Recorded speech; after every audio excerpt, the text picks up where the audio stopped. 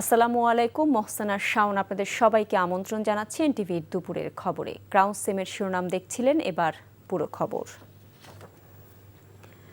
হামের প্রাদুর্ভাব রুখতে অগ্রাধিকার ভিত্তিতে দেশের 18টি জেলার উচ্চ ঝুঁকিপূর্ণ 30টি উপজেলায় জরুরি হাম রুবেলা টিকাদান কর্মসূচি শুরু হলো। সকালে ঢাকার নবাবগঞ্জে কর্মসূচির উদ্বোধন করে স্বাস্থ্যমন্ত্রী সরদার মোহাম্মদ সাখাওয়াত হোসেন বলেন, হামের সংক্রমণ করোনার চেয়ে ভয়ঙ্কর। তিনি বলেন, গত 6 বছর ধরে টিকাদান বন্ধ হওয়ায় দ্রুত ছড়িয়ে পড়েছে হাম। আরও জানাচ্ছেন ওবায়দুল্লাহ মামুন। দেশের প্রান্তিক পর্যায়েও চোখ রাঙাচ্ছে হামের সংক্রমণ। রোগীদের নিয়ে দিশেহারা অভিভাবকরা শহর থেকে গ্রাম হাসপাতালে ছুটছেন বাচ্চাদের নিয়ে। তাই হামের প্রাদুর্ভাব রুখতে সরকারের পক্ষ থেকে 2 কোটি শিশুকে টিকাদান কর্মসূচির আওতায় আনতে একযোগে দেশের 18টি জেলার উচ্চ ঝুঁকিপূর্ণ 30টি উপজেলা ও পৌরসভায় জরুরি হাম রুবেলা টিকাদান কর্মসূচির উদ্বোধন করা হয়েছে। রোববার সকালে ঢাকার নবাবগঞ্জ উপজেলায় টিকা কর্মসূচির উদ্বোধন করেন স্বাস্থ্যমন্ত্রী সরদার সাখাওয়াত হোসেন। এ সময় উপস্থিত ছিলেন ইউনিসেফ ও বিশ্ব স্বাস্থ্য সংস্থার প্রতিনিধিরা। দীর্ঘদিন হামের টিকা বন্ধ কিংবা অনিয়মিত হয়ে যাওয়ায় হঠাৎ করেই ছড়িয়ে পড়ছে হাম। তাই আগামী 12 এপ্রিল থেকে ঢাকার 2 সিটি কর্পোরেশন সহ ময়মনসিংহ ও বরিশাল এবং 3 মে সারা দেশে হামের টিকা দিবে সরকার। এটা কন্টিনিউয়াস একটা প্রসেস দিয়ে যাওয়াই উচিত ছিল সব সময়, কিন্তু 2020 ডিসেম্বরের পর থেকে বিগত সরকারগুলি এই টিকাদানটা কন্টিনিউ করে নেয়, যেই কারণে একেবারে বজ্রপাতের মতন আমাদের উপরে সে রাতারাতি কিছুদিনের ভিতরে অনেক বেড়ে গিয়েছে। 3রা মে থেকে অর্থাৎ আগামী মাসের 3 তারিখ থেকে অবশিষ্ট সারা দেশের সকল জেলা সকল উপজেলায় একযোগে আমরা এই টিকাদান কর্মসূচি চালিয়ে যাব ইনশাল্লাহ। টিকা নিতে সকাল থেকে উপজেলা স্বাস্থ্য কমপ্লেক্সে বাচ্চাদের নিয়ে আসেন অভিভাবকরা। সকাল 9টায় কর্মসূচি হওয়ার কথা থাকলেও প্রায় 2 ঘন্টা বিলম্বে টিকাদান শুরু হওয়ায় কিছুটা ভোগান্তিতে পড়েন তারা। আতঙ্ক তো একটা আছে, মনের ভিতরে একটা ভয় আছে যে কি না কি হয় কখন। অনেক ভিড় এখানে, কিভাবে দেবো? না দিই নাই, এখন দিতে আসছি। 7টার দিক দিয়ে আসছিলাম আর এখন দেওয়া হলো টিকা। ঈদুল আজহার আগে আগামী 21শে মের মধ্যে সারা দেশে এই কর্মসূচি সম্পন্ন করতে চায় সরকার। Obaidullah Mamun, NTV news, Nawabganj, Dhaka. এদিকে কক্সবাজারে ভার্চুয়ালি টিকা কর্মসূচিতে যুক্ত হয়ে স্বরাষ্ট্রমন্ত্রী সালাউদ্দিন আহমদ বলেছেন, সরকার 2026 সালের মধ্যে হামের প্রাদুর্ভাব নিয়ন্ত্রণে আনতে এবং হামজনিত শিশু মৃত্যু শূন্যের কোটায় নামিয়ে আনতে বদ্ধপরিকর। ইমরুল কায়েসের ডেস্ক রিপোর্টে থাকছে বিস্তারিত। রাজধানী ঢাকাসহ দেশের বিভিন্ন স্থানে শিশুদের মধ্যে হামের সংক্রমণ তীব্র থেকে তীব্রতর হচ্ছে। ভিড় বাড়ছে সরকারি বেসরকারি হাসপাতালগুলোর শিশু ওয়ার্ডে। এমন পরিস্থিতিতে শুরু হয়েছে হাম রুবেলা টিকাদান কর্মসূচি। সকালে গাজীপুরের মির্জাপুর ইউনিয়নে হাম রুবেলা প্রতিরোধে জরুরি টিকাদান কর্মসূচি উদ্বোধন করেছেন স্বাস্থ্য প্রতিমন্ত্রী ডাক্তার এম এ মুহিত।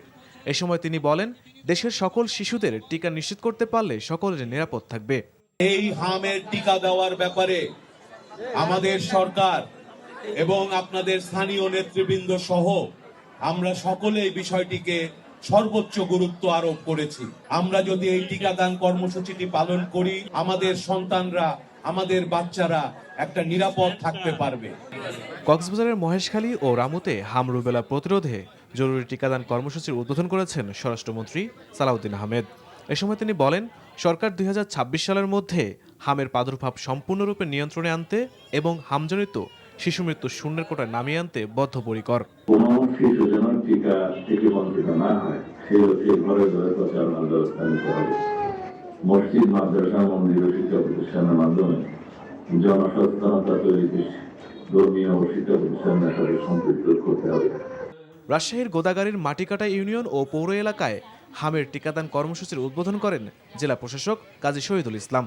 এ সময় উপজেলার 5,650 জন এবং পৌর এলাকার 628 জন শিশুকে হামের টিকা দেয়া হয়। ময়মনসিংহ সদর, ত্রিশাল ও ফুলপুর উপজেলায় হামের টিকা কার্যক্রম উদ্বোধন করেছেন স্থানীয় সংসদ সদস্য আবু ওহাব আকন্দ। হাম রুবেলার টিকা দেওয়া হয়েছে নাটোরের সদর ও পৌর এলাকায়।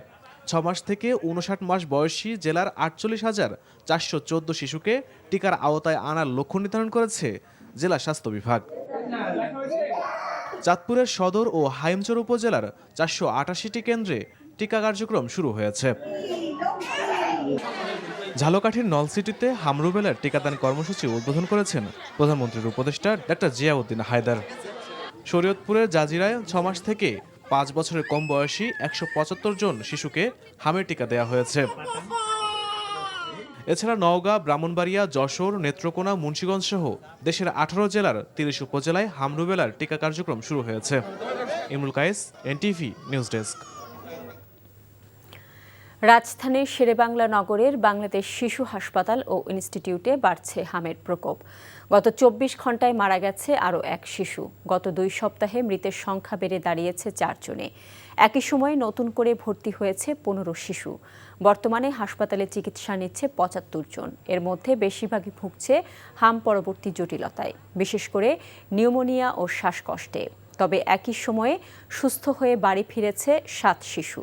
হাসপাতালের পরিচালক ডাক্তার মোহাম্মদ মাহবুবুল হক বলেছেন, পরিস্থিতি নিয়ন্ত্রণে চিকিৎসকরা সর্বোচ্চ চেষ্টা চালাচ্ছেন, কিন্তু জটিলতা নিয়ে আসা রোগীর চাপ বাড়ায় হিমশিম খেতে হচ্ছে চিকিৎসা ব্যবস্থাপনায়।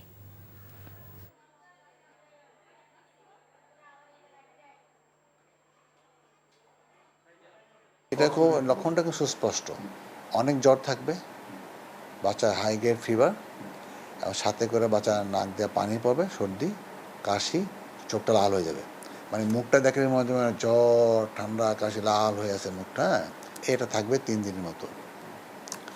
তারপরে 4 দিনের মাথায় গিয়ে গায়ে র্যাশ উঠবে, যেটা মুখের থেকে কানের পিছতে শুরু হয়, সারা বডি একটা লাল লাল কালো দালান র্যাশ উঠবে। এটা টিপিক্যাল হামের লক্ষণ। যদি কোনো বাচ্চা শ্বাস কষ্ট হয়, মা এটা খেয়াল করে, আপনাকে দেখতে হবে যে আগে যেভাবে শ্বাস নিত, মা বাবা তো জানি আগে শ্বাস নিত, তার থেকে অস্বাভাবিক মনে হয় কিনা শ্বাসটা, তাহলে সে অবশ্যই চিকিৎসকের কাছে যাবে। ঢাকার বাংলাদেশ শিশু হাসপাতাল থেকে সরাসরি যুক্ত হচ্ছেন সহকর্মী নাহিদ প্রিন্স। নাহিদ, হাম সংক্রমণ নিয়ে আসা রোগীরা ঠিকমতো কি চিকিৎসা পাচ্ছেন কিনা, আর রোগীর স্বজন ও চিকিৎসকরা কি বলছেন?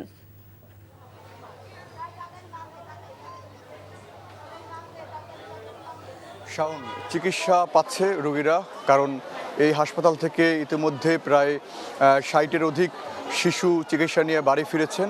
গতকালকে 5 শিশু হামজনিত সমস্যা থেকে উতরে উঠে এখন তারা বাড়ি ফিরেছেন। তবে গত 24 ঘন্টায় এক শিশুর মৃত্যু হয়েছে। হাম পরবর্তী নিউমোনিয়ায় ভুগে এই শিশুর মৃত্যু হয়। এছাড়া 24 ঘন্টা নতুন রোগীর সংখ্যা 15 জন। তবে রোগীর সংখ্যা কিন্তু বাড়ছে দিন দিন। ঢাকার বাইরে থেকে রোগী এই ঢাকা বাংলাদেশ শিশু হাসপাতালে তারা আসছে। আশপাশের হাসপাতালগুলোতেও কিন্তু একই চিত্র। যদি বলি যে এখানে আসা রোগীদের সংখ্যা বিবেচনায় তাদের সিভিয়ারের সংখ্যাটা অনেক বেশি, কারণ এই যে হাম পরবর্তী নিউমোনিয়া, শ্বাসকষ্ট, খিঁচুনি, এই সংক্রমণ ধরা পড়ার পরেই মূলত পরিবার, অভিভাবকরা তাদের বাচ্চা নিয়ে এই হাসপাতালগুলোতে ছুটে আসছেন একদমই ক্রিটিক্যাল মুহূর্তে, যেগুলো চিকিৎসকরা বলছেন যে এমন মুহূর্তে তারা আসছেন যেখান থেকে সারিয়ে তুলতে অনেকটাই তাদের চ্যালেঞ্জিং হয়ে দাঁড়িয়েছে বিষয়গুলো। কারণ পরিবারও বুঝতে পারছে না যে, কারণ এই যে গরম, তারপরে আবার ঠান্ডা, বৃষ্টি, সব কিছু মিলিয়ে যে জ্বরের প্রবণতা বাড়ছে, সেই বাড়ার কারণে শিশুদের যে হামজনিত সমস্যা সেটি বুঝতে 4-5 দিন লেগে যায়, যে কারণে খিঁচুনি বাড়ছে। এছাড়া যে শারীরিক সমস্যাগুলো দেখা দিচ্ছে, তার জটিলতার পরেই মূলত এই হাসপাতালগুলোতে তারা ভর্তি হচ্ছে। তো এই ছিল আমার কাছে সবশেষ। শাওন, জানছিলাম হামের প্রাদুর্ভাবের খবর। ইস্টার সানডে উপলক্ষে খ্রিস্টান সম্প্রদায়ের নেতৃবৃন্দের সাথে শুভেচ্ছা বিনিময় করেছেন প্রধানমন্ত্রী তারেক রহমান। প্রধানমন্ত্রী তারেক রহমানের সাথে শুভেচ্ছা বিনিময় করতে সকালে সচিবালয়ে যান প্রোটেস্ট্যান্ট চার্চের নেতৃবৃন্দ। প্রধানমন্ত্রী কার্যালয়ে মন্ত্রিপরিষদ বিভাগে খ্রিস্টান সম্প্রদায়ের নেতৃবৃন্দের সাথে এই শুভেচ্ছা বিনিময় কর্মসূচি অনুষ্ঠিত হয়। নিজ নিজ সম্প্রদায় ও ধর্মে বিশ্বাসী মানুষ যাতে সৌহার্দ্যপূর্ণ পরিবেশে ধর্মকর্ম পালন করতে পারে তা নিশ্চিতের আশ্বাস দেন প্রধানমন্ত্রী। এ সময় দেশ গঠনে সবার সহযোগিতা কামনা করেন প্রধানমন্ত্রী তারেক রহমান।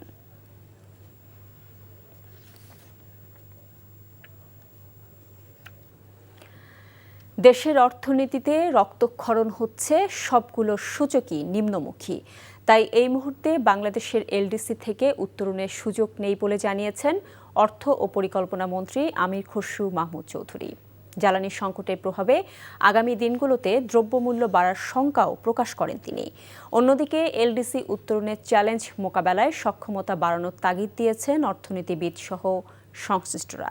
আরাফাত ইসলামের রিপোর্ট। রাজধানীর আগারগাঁওয়ে পরিকল্পনা মন্ত্রণালয়ে বাংলাদেশের এলডিসি উত্তরণের প্রস্তুতি পর্যালোচনার লক্ষ্যে অংশীজনদের নিয়ে সেমিনারের আয়োজন করে যৌথভাবে বাংলাদেশ সরকার ও এলডিসি উত্তরণ সংক্রান্ত জাতিসংঘ প্রতিনিধি দল। Private sector preparedness and institutional coordination challenges. এ সময় বাংলাদেশের স্বল্পোন্নত দেশ থেকে উন্নয়নশীল দেশে রূপান্তরের ক্ষেত্রে চ্যালেঞ্জের নানা দিক তুলে ধরা হয়। এসব চ্যালেঞ্জ উত্তরণে নিজেদের সক্ষমতা বাড়ানোর বিকল্প নেই বলে মনে করেন অর্থনীতিবিদরা।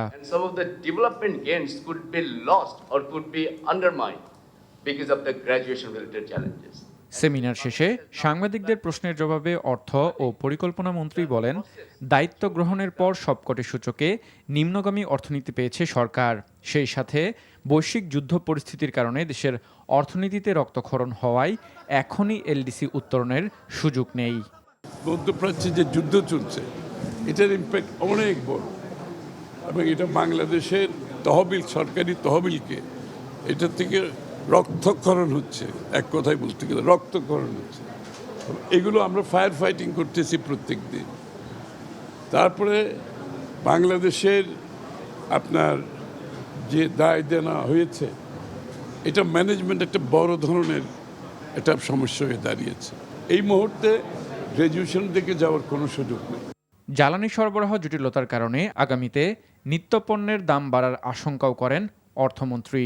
টোটাল সাপ্লাই চেইন ক্ষতিগ্রস্ত হচ্ছে এবং সব কিছুতে আগামী দিনে দ্রব্যমূল্য বাড়বে, এ ব্যাপারে কোনো সন্দেহ নেই। সামষ্টিক অর্থনীতির গতিশীলতা বাড়ানো সহ অর্থনৈতিক নানা ধরনের সংকট নিরসনে সরকার কাজ করছে বলেও উল্লেখ করেন তিনি। আরাফাত ইসলাম, এনটিভি নিউজ, ঢাকা।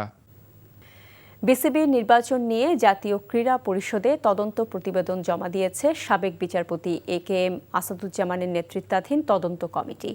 গত 11 মার্চ সাবেক বিচারপতির নেতৃত্বে 5 সদস্যের একটি তদন্ত কমিটি গঠন করেছিল জাতীয় ক্রীড়া পরিষদ। মূলত নির্বাচনী প্রক্রিয়া সুষ্ঠু হয়েছে কিনা সেটি খতিয়ে দেখাই ছিল কমিটির মূল দায়িত্ব।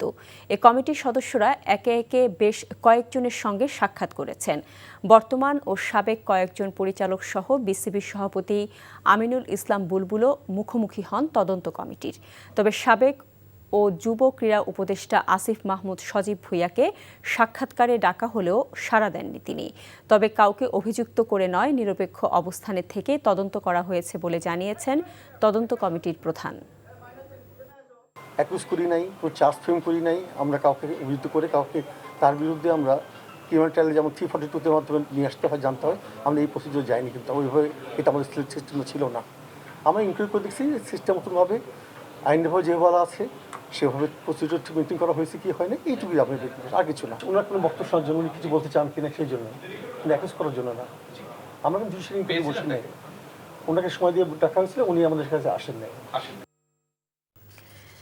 যেখানে সাশ্রয়ী মূল্যে জ্বালানি তেল পাওয়া যাবে সেখান থেকে সংগ্রহ করবে সরকার জানিয়ে পররাষ্ট্রমন্ত্রী ডক্টর খলিলুর রহমান বলেছেন, যুক্তরাষ্ট্রের সাথে কোনো গোপন চুক্তি নেই। প্রধানমন্ত্রী তারেক রহমানের সাথে সচিবালয়ে মার্কিন রাষ্ট্রদূতের বৈঠক শেষে সাংবাদিকদের সাথে এসব কথা বলেন পররাষ্ট্রমন্ত্রী। যুক্তরাষ্ট্রের সঙ্গে আমাদের কোনো গোপন চুক্তি নাই, এই যে চুক্তি সেটা আমরা প্রকাশ করে দিয়েছি। 2 নম্বর কথা হচ্ছে যে কেউ কেউ বলছেন যে এই চুক্তির কারণে আমাদেরকে আমেরিকার কাছে পারমিশন চাইতে হচ্ছে, একেবারে মিথ্যে কথা। এই রাশিয়ান তেল কেনার ব্যাপারে সব দেশের উপরে রেস্ট্রিকশন আছে, আমেরিকান রেস্ট্রিকশন। সুতরাং আপনাকে সেই রেস্ট্রিকশনের ওয়েভার চাইতে হবে। এটার সঙ্গে চুক্তির, বাণিজ্য চুক্তির কোনো সম্পর্ক নেই। মঙ্গল বা আনন্দ শোভাযাত্রা নয়, এবার বৈশাখী শোভাযাত্রা নামেই উদযাপন করা হবে বাংলা নববর্ষের প্রথম দিন। বিষয়টি ইউনেস্কোকেও জানিয়ে দেওয়া হবে। সংস্কৃতি মন্ত্রী নিতাই রায় চৌধুরী আজ একথা জানিয়েছেন। বাংলা নববর্ষ উদযাপনকে সামনে রেখে বিভিন্ন জাতি গোষ্ঠীর প্রতিনিধিদের নিয়ে বৈঠক শেষে মন্ত্রী একথা জানান। তিনি বলেন, এরশাদ আমলে আনন্দ শোভাযাত্রা, আওয়ামী লীগ আমলে মঙ্গল শোভাযাত্রা এবং পরে অন্তর্বর্তী সরকার এসে আনন্দ শোভাযাত্রা নাম দেয়। মন্ত্রী জানান, বর্তমান সরকার দেশ, জাতি, জনগণের কাছে দায়বদ্ধ। তাই বৈচিত্র্যের মাঝেও ঐক্য ধরে রাখতে শোভাযাত্রার নামের বিতর্ক অবসান করতে চান। এদিকে শোভাযাত্রাকে ঘিরে নিরাপত্তার বিষয়ে সজাগ থাকার কথা জানিয়েছেন ঢাকা বিশ্ববিদ্যালয়ের প্রক্টর অধ্যাপক সাইফুদ্দিন আহমদ।